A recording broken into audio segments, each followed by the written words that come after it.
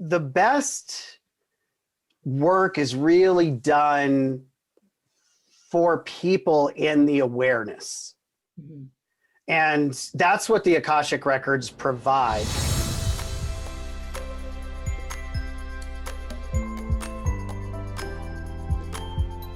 Hi, I'm Swara, and welcome to Akashic Records Unlocked, a summit to spread awareness and share insights about healing in the Akashic Records to bring more happiness, abundance, and maybe a little bit of magic into our lives. Today, we're super excited to have our guest, Jason Antalek.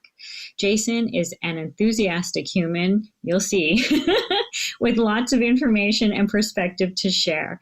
By relating firsthand knowledge, extensive studies, and years of professional experience, he helps you make sense of the metaphysical things you are drawn to while logically implementing what you learn into your daily life. Welcome, Jason Antalek. We're so glad to have you here. Thank you, Swara. It's good to be here. It's an amazing thing that you're doing, bringing the awareness of the Akashic Records as close and accessible to people as possible. Thanks so much. Yeah, this is really near and dear to my heart. When I discovered the Akashic Records, I knew that this was the real deal and that it works. And so, I'm so happy to be speaking to experts like you that can talk about some real and practical things, ways to use the Akashic Records. We're so excited. So first off, I want to ask, what led you to the study of the Akashic Records? Like a lot of us, I've had metaphysical interests throughout my lifetime. The general rocks and crystals and meditation and cards of different sorts and magic ritual, those kind of things. That sort of was always with me. And a few years ago, I was in a motor vehicle collision and came away with a head injury.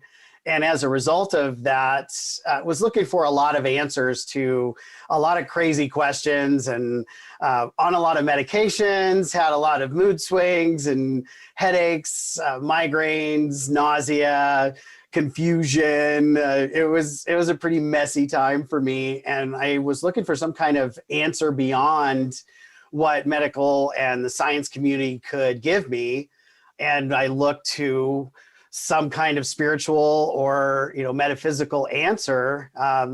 The medical terms were rest and relaxation. So I had plenty of time on my hands, and going back to work was just not really feasible at the time. So I started looking into things deeper, and the Akashic Records had been something I had heard of before, and I understood the concept of it, but hadn't really gotten into it very deeply.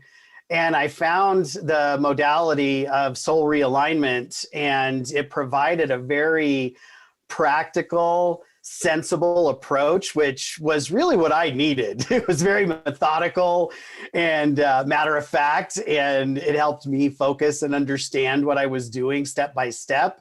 And I needed that kind of structure at the time. It was a little shaky at first because I wondered, how am I going to say this little prayer and use a pendulum and ask these questions and get useful information. I was kind of the biggest skeptic to start with. But as I worked in my studies and spent time in the records, I really found that the information there was accurate and useful for people. And the more I spent time there, I began to heal. And the symptoms from my head injury began to fade. And the more and more I studied and delivered information to people and spent time in the records, all of those things started to shift and evolve. And it was so fascinating. And to get a ringside seat for the change that occurred in myself and for others, I just couldn't get enough of it. So I stuck with it. That's awesome. That's amazing. I love, first of all, your story of how you found the Akashic Records. I feel like, that curiosity that so many of us have to look into the metaphysical is already a really good sign that this kind of work is there and available to us. But having that experience that you had, wow, that is a huge deal. And to find the records, the proof is in the pudding. If you're seeing it changing your life and the work that you're doing in it, really shifting things for you, healing things for you, that's when you really know this is something that's an amazing, powerful resource. So I just want to applaud you for like doing that work and following through and heeding the call to do that work. That's wonderful.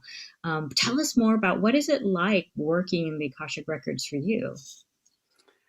At first it was one step at a time, very methodical, like I said, and kind of getting used to it, and it was very new and strange and different and subtle and eye-opening, and it was all the different things. So there's so many different emotions to share from that timing, and the revelations and the interest. It just kind of filled all of the spaces for me at first, and it really kept me engaged. And that was something then that I needed. Then I recognized how vast the information is, not just for one soul, but going beyond that into the records that are planetary or galactic. And the amount of information that we can get into is pretty much limitless, I would say. And the more you study, the more you find the nooks and crannies about everything. So when I go into the records, it often depends on what it is my intention is for. Am I doing a reading for someone? Am I working on their records and what the blockages are? Am I just getting information for them? Are we doing kind of a Q&A where it's a sort of an open forum communication and we're talking back and forth, which is really fun? Am I doing a spirit guide reading where we're talking to their guide team directly? So it feels different. So if it's spirit guides, it's more of a channeling and a connection, and we're really having a conversation. Whereas if I'm getting information directly from the records, it's kind of cut and dry. It's more of a validation. Okay, here's what I'm getting. Is that accurate? It's like reading a book or watching a documentary, kind of, and flipping through the microfiche. Wow, I just dated myself. And finding that right section and then looking at that section and pulling out what you need. But it's different in different circumstances. I find that the reality is that people access their records all the time, and we do it every day. When we tap into memories or we look into the future, when we step into a geographical location, we recognize that although we've never been there, right? I had that experience on the edge of the Grand Canyon. I was like, whoa, I feel like I've been here before, but I know I've never stood here. Right. We meet somebody that we recognize, and we have that draw, we have that extra feeling that says we know them. Right. Deja vu to me is a little tap into that soul plan, into that groove of the Akashic Records. So I think there's lots of different ways that we can experience that. We just don't always have a recognition. So I would never say that there was just one way or one feeling of it. I think there's lots of possibilities.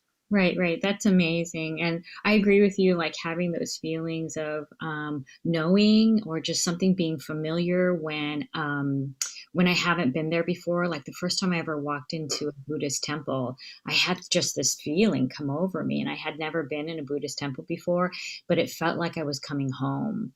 And then also, accessing the records and being the records, I had a very similar feeling of like, this is home to me. I've been here before.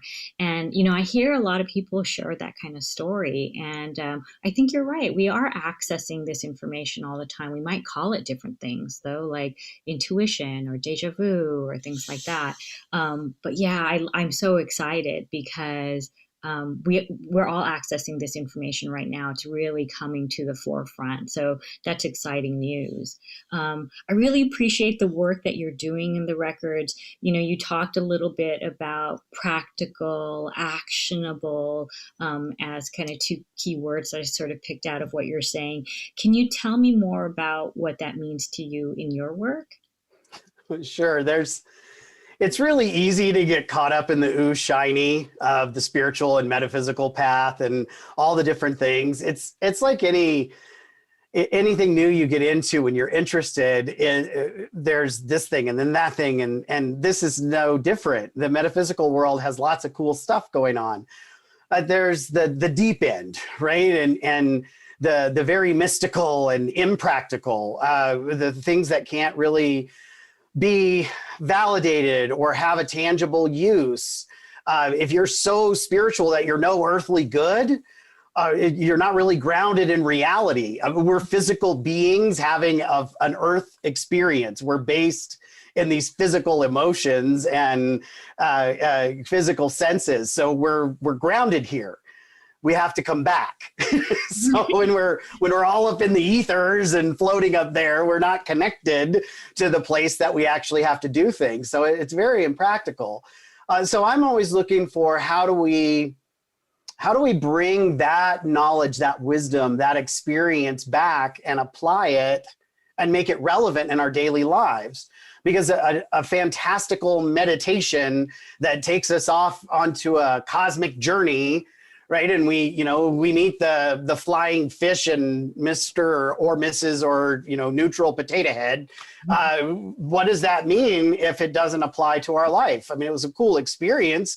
It's very entertaining, but it doesn't really answer anything. And for me, that's what I look for. I am not the reader that's going to entertain you. As much as, I have a sense of humor and there's real stuff here and it makes sense, but I'm not going to satisfy your curiosity by blowing up your ego with how many lives you've lived, or, you were this great princess, because being a princess of the Nile 5 lives ago, if it's not relevant now, what good is that information? Right. But if you were someone who had a vow of poverty and lived in the streets, but every dime you got, you gave to this family, and that was why you were poor, because you made that choice to give everything away, and you're still having trouble with money in this lifetime, like, there's a reason why you did that and you made that choice in that lifetime, but taking that vow is not necessarily suited to your current circumstances. So addressing that vow is probably a practical application, and it can have real world applications, and taking action on that can serve you in this lifetime. And that's what I mean by practical and actionable. It's got to help you right now. If it doesn't help you in this life today, then as a reader, what good am I to you? Right.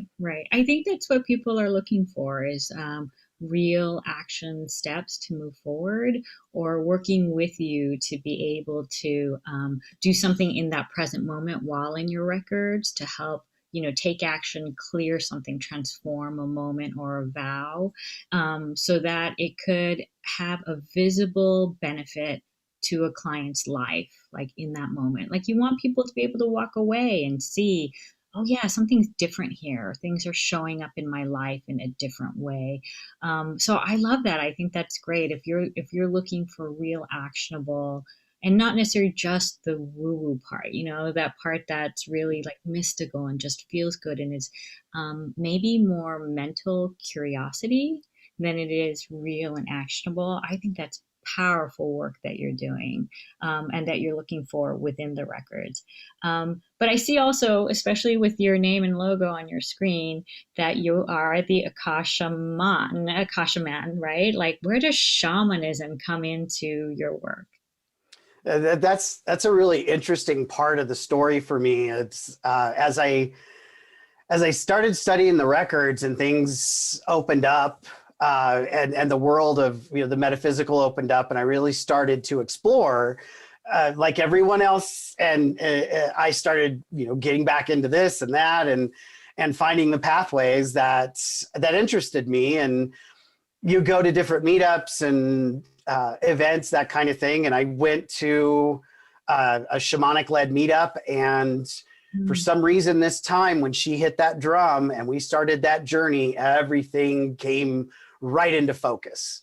It became very grounded and solid. I felt that I was standing in the right place. The journey was intense and it was very impactful for me, and it made sense.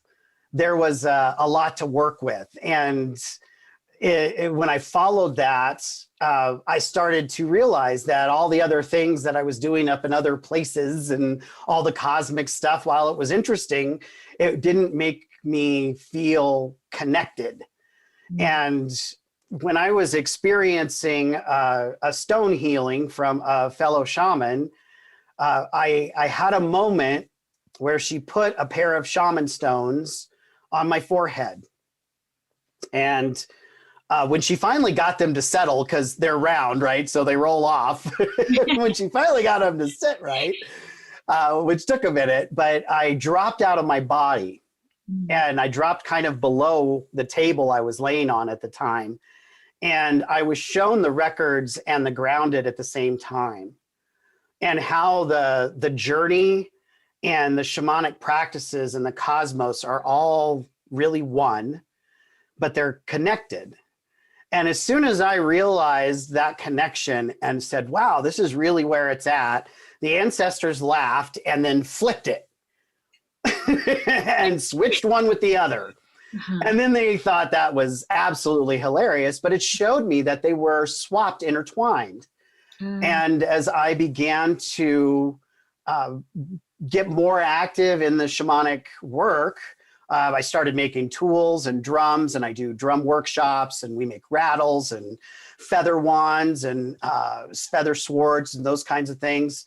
And those tools are very effective. And I found that for clearing and addressing deeper things and a lot of the shadow work that is sometimes necessary in our current lifetime, also working in ancestral lines, that the shamanic work is very effective. Wow. So the Akashic shamanism, also known as shaman. Akasha is the word for the original substance, the energy of the universe. It just sort of all came together, and that's where it landed. Yeah, now that I look at it, of course, that's a natural. They all seem to kind of coalesce together in this really great word, Akashaman. That's wonderful. It also tells me about how people connect with it, because if someone comes to me and sees Akasha, I know what direction they're coming from. And if they see shaman, then they're maybe coming from a little different place. Right. It gets the conversation started. It works really well. So it allows people to approach from where they're comfortable. Oh, wow. That's really great. It's kind of looking at one of those block paintings. Do you see the negative space, or do you see the block itself? That's interesting. I love that. So it sounds to me like you have a lot of tools in your tool belt, whether it's coming from shamanism, like you were saying, like healing negative energies, if it's coming from Akashic Records training, if it's coming from mysticism. So what do you feel like, what is it like for you in the Akashic Records? What are some tools or some things that you do there, with these you have so many tools at your tool belt? Like what do you do? What's really healing for people? Well, the best work is really done for people in the awareness. And that's what the Akashic Records provide. From the point of view where I work, the beauty of the records is that we can look at timelines without the gap. So we can see choice and consequence side by side. So I can see for someone where they are and where they were, and where things started. So where was your energy when it was clear? Where did it get disrupted, and where are you now? A lot of people are noticing patterns, or they have reoccurring behaviors, or they have situations that continue to show up, and they're willing to take responsibility. They're just not sure what for. And sometimes that's present, sometimes that's past life. And if they have a consciousness, an awareness of when that started, if that's in this lifetime, you can dig into that, you can figure it out. But if it's past life, we can't always reach that. Right. But if you can, from a distance and without the emotional attachment, recognize, yeah, I would have reacted that way if that was presented to me. Yeah. Right? It gives us some space, first of all, without the emotional, interjection to understand it. Right. And we can see it for what it is objectively. Right. Also, we're looking at the root cause. I'm not a guy who treats symptoms. Symptoms tell us there's a problem, but it doesn't get us to the root. I want the root cause. So let's use the Akashic Records to get to where it started, and then deal with it from there. Yeah. I don't do the work. I help you understand what it is that's going on and what the disruption is. I hand you the work and go, here you go. Because if I do it for you, you don't know if it actually sticks or not. Right? It's like, ooh, there you go. Good luck to you. Yeah. But if you do the work, then you experience it for yourself. You go through the transformation. And that is a very different way of approaching it. Is then you experience it for yourself. So you know day in and day out what your plan is, but you go through the change. Right. No, and the benefit is, it's long lasting transformation instead of, hey, I've been good for a couple of days, but now I need a treatment again. Yeah. No, I think that's great what you're saying, like going to the root cause and not just the symptoms.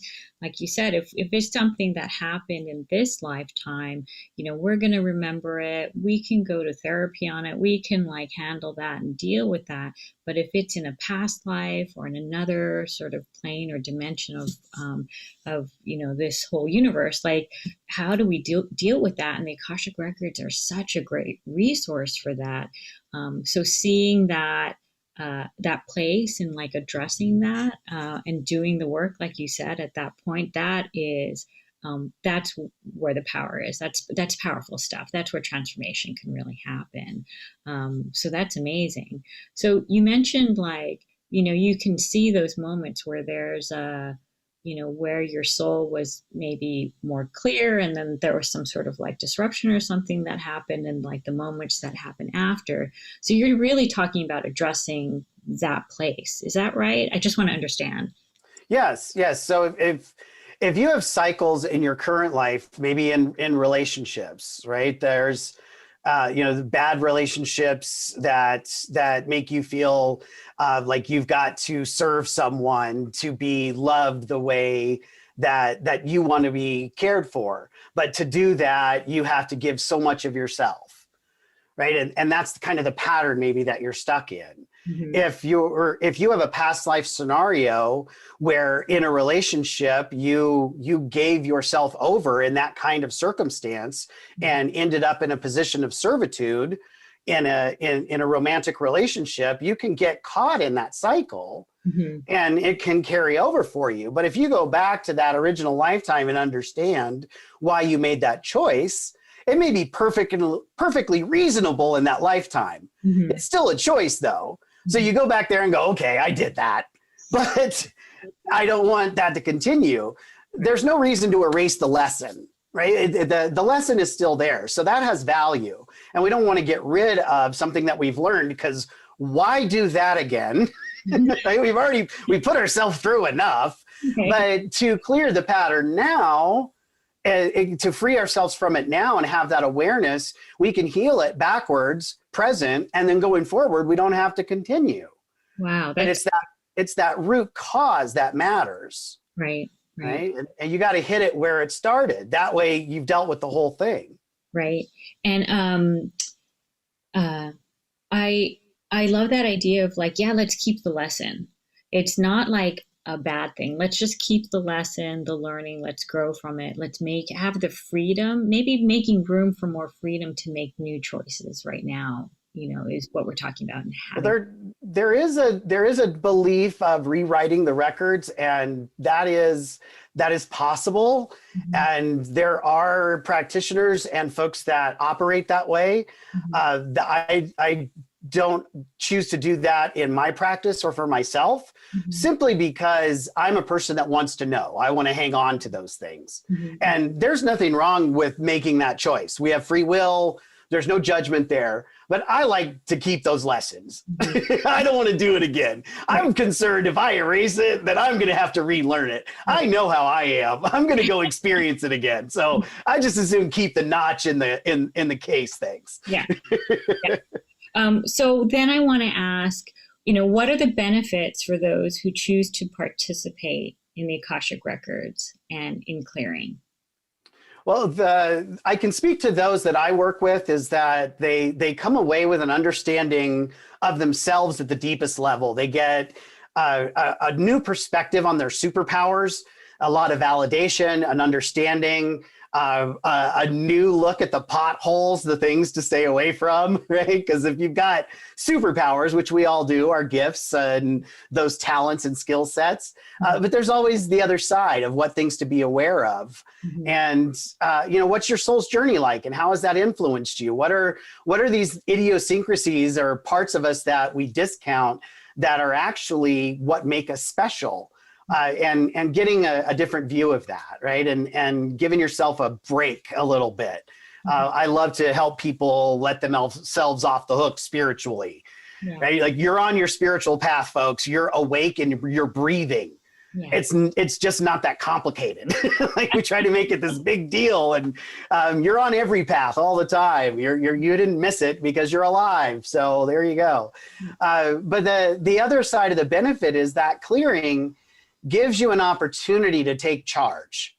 It gives you a chance to step into something different and to make new choices. And what does that mean? First of all, stepping into, right? That means being in your power. And I'm kind of a stickler about how we throw out those spiritual terms, stepping into, being in your power. What does clarity mean? Along the way, when I work with people, I tell them what that means for them. So that they have a definition and a perspective for themselves of what that entails. What are these blocks and restrictions that I've been dealing with? And what's it going to be like for me when they're out of the way? What can I expect to be different?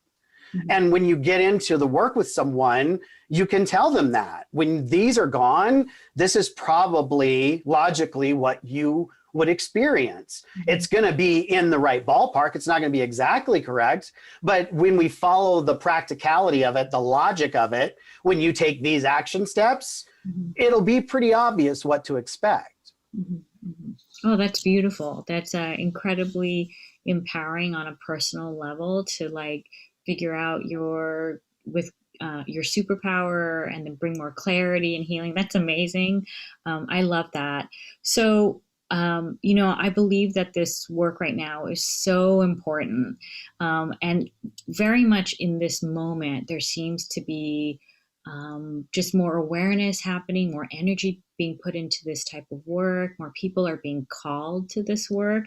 I like to say it's less like we're going out there and finding it, more like the records are calling us to it. So why are the records such an important subject for you at this time?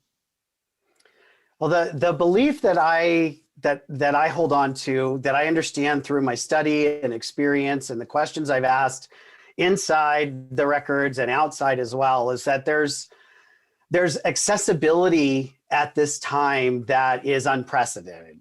Yes. And the ability to get into the records is so open and available. And there's so many pathways, unlimited pathways. For every person that wants to do that, there's more than one way to do so. So that's number one, is just the accessibility. The timing is really important too, because where you find your answers and what you get and what that means for you is really important. If you take the time to access your own records, it really is a source that's yours. And when you take the time to connect with that, it's like you said, Swara, it feels like home. Yeah. And it's this undeniable understanding and connection. I mean, when you're sitting in your room in the Akashic records, or your hall or your garden or whatever that is for you, there just isn't any question on where you're at, because it's so familiar, it's yours. And once you've made that connection, getting guidance, assistance, asking questions, it's a lot easier. Yeah. It just really is. Yeah. But it takes it takes some dedication. It takes a little time and effort, but it can be done. Yeah, absolutely. And I'm glad that you mentioned like there's so many ways in to connect with your Akashic records. Even, doing this summit, I've been talking with so many people and everybody has a slightly different way in. And like you said, it's also intuition and just asking. And I have asked my own Akashic records guides, like, what is that about? Like, why is that? And how does that work? And they sort of showed me, the records being like this building and that everybody was holding a different kind of key to get into a different door, but it all led into the same building, like the same place, and we access it through different ways, but can kind of walk around within the same space once you're in, type of thing. Right. Yeah, like how do you experience that?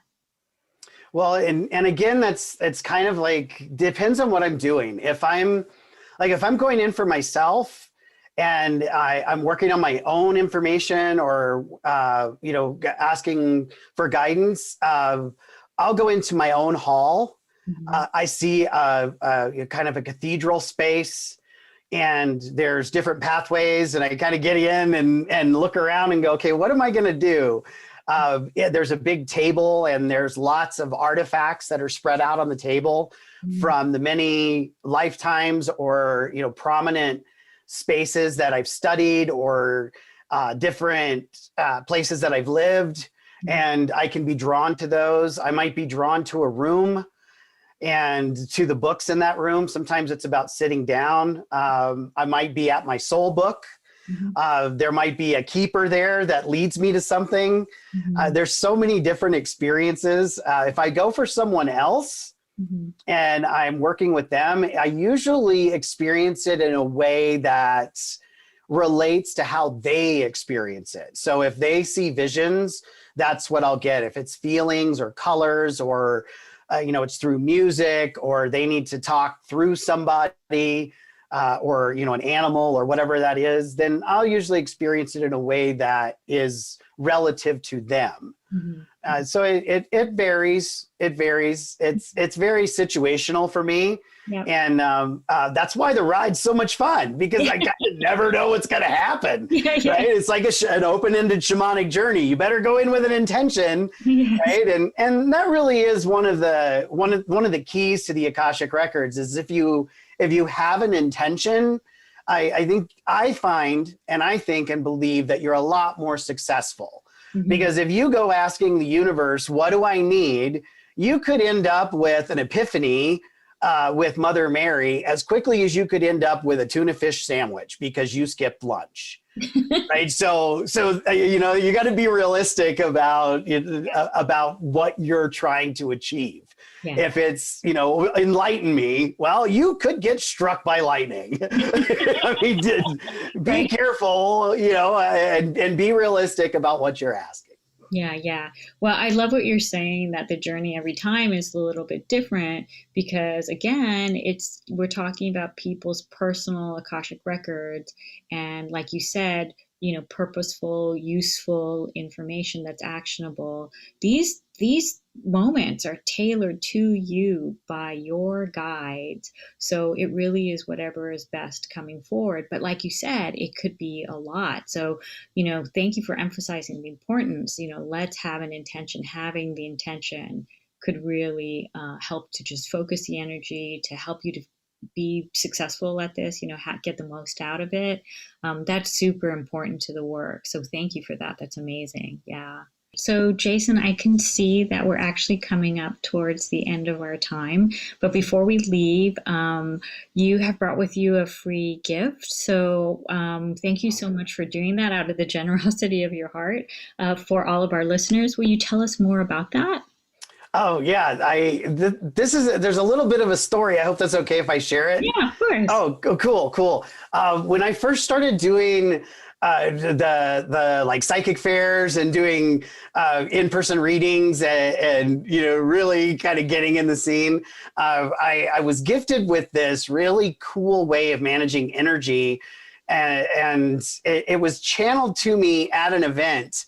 And it was just the strangest circumstance, but it's a way to address having kind of a force field, kind of a shield that allows us to hold our own space, our own energy.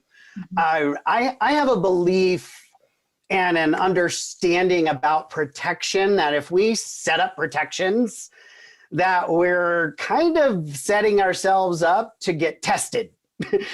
Right? If you put all this energy into protection, you're reaching out to the universe saying, please test this to make sure that it's adequate. And eventually something's going to come along and challenge that. And we're also having to feed that energy, right? And it's hard for us to continue to do that and then be aware and try to manage it. And is my protection enough? And it just seemed like so much. And I ran into a lot of people that had trouble managing their energy and getting it mixed up with others, empaths, people that are really sensitive, any kind of management was just so difficult. So this process really addresses that and connects it to divine source.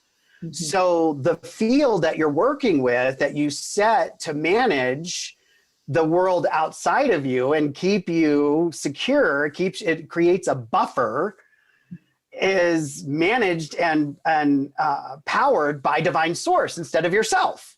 So you can still interact with it, but you don't have to power it on your own. So you can kind of set it and forget it, right? Mm-hmm. It's like the Instapot of energy management. It's quite a phrase. I love that. That's great.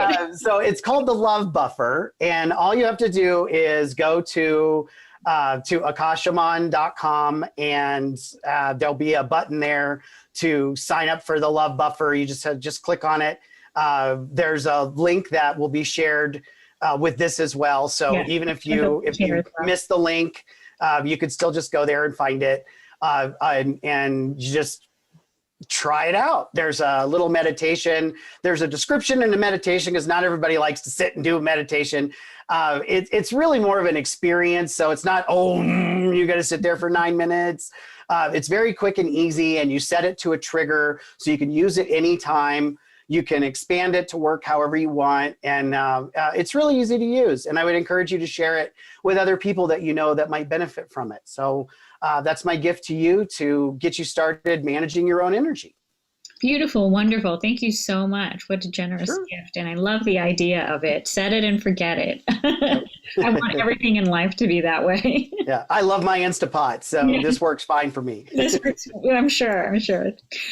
So Jason, I just want to say thank you so much for being here and sharing your wisdom, your experience, and your insights into the Akashic Records and your work.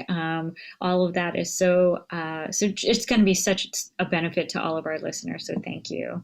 Well, I appreciate the platform and the time and effort that you're putting in to make this happen and bringing so many people in kind of an obscure subject to the same place and allowing people to really connect with a lot of folks and making that awareness happen. So it's an honor to be a part of that. And I applaud you and appreciate you for taking that on. So thank you for making it possible and inviting me and including me. Great. Thank you. And I want to thank all of our listeners out there as well. Thank you for being on this journey with us. There were so many wonderful insights within this interview alone, and there's so many more to come in the interviews for the next couple of days. So please come back and visit, and we'll see you on the other side. Thank you, everyone. Bye-bye.